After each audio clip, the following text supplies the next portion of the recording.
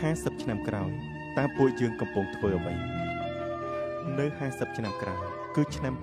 2075តើពេលនោះអ្នកកំពុងធ្វើអ្វី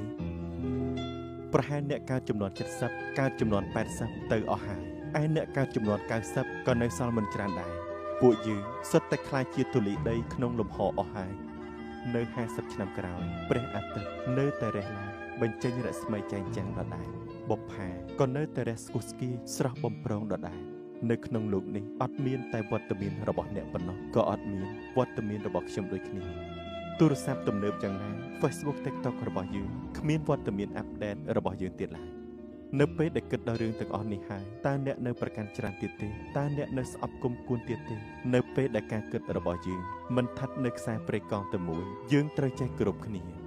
នៅពេលដែលយើងឲ្យតម្លៃលើរបស់ផ្សេងគ្នាញញឹមដាក់គ្នាក៏ល្អប្រឹងបញ្ចេញរស្មីរបស់ខ្លួនឯងមិនខ្វាយខ្វល់នឹងពាក្យសម្ដីអ្នកដទៃជុំវិញខ្លួនរឿងរ៉ាវគ្រប់យ៉ាងចេះមើលរំលងបើកចិត្តទូលាយទើបយើងអាចមានពេលគយគន់ទេសភាពផ្កាយរីកតាមផ្លូវដើររបស់យើងបាន